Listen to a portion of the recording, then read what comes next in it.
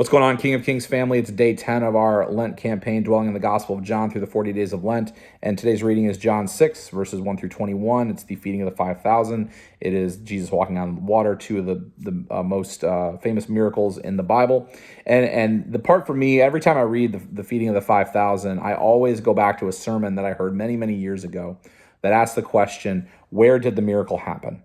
Jesus takes the bread, he blesses the bread, he breaks the bread, and then he gives the bread away. And somewhere along the way, there were 5 loaves and a couple of fish, and that somehow miraculously multiplied to feed these thousands of people, probably closer to 15 to 20,000 because they wouldn't have counted the women or the children. And this preacher asked the question, where does the miracle happen? And he believed, as I believe, that the miracle happened in the breaking. That as the bread was broken, as it was torn and pieces were torn and given out, that there just was kept being more and more and more until everybody was fed, and there were baskets to give to the disciples. And I think that absolutely applies to our lives. There are a lot of Christians who are looking for a safe, comfortable, predictable faith experience, who look to the church and say, feed me and care for me so that I can be a good person in a bad world. And that is not the call of discipleship.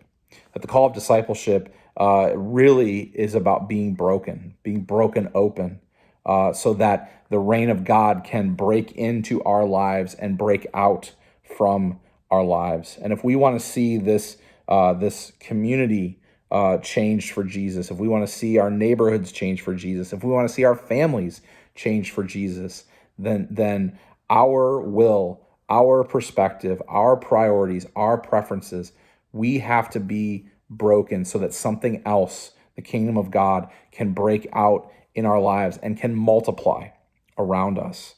That really the purpose of the church is to train and equip disciples so they can reach out to the last, the least, the lost, and the lonely. But it starts with us being broken of our comfort, broken of our just need to consume good things about Jesus, broken of our desire for safety and predictability, and that we would lay ourselves at the cross and allow Jesus to resurrect that which in us that is multiplied, that is poured out like a drink offering, that is for the sake of the world. Now, that's not a popular teaching. People don't love to hear about that. You may not love to hear these words, but Jesus wants to break you so that he can multiply you for the sake of the world. And in that, he does take you and make you his own. He does bless you, but the real miracle and the real power comes out when we are broken. And so that's the challenge today to think about is are you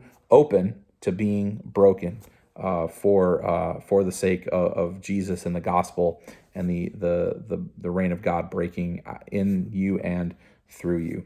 So that's all for today. No video tomorrow. We'll be in worship. Would love to see you tomorrow morning as we continue to preach through the Gospel of John as we approach Lent and approach Easter through Lent. So God bless. Have an awesome day, and we'll see you in worship tomorrow.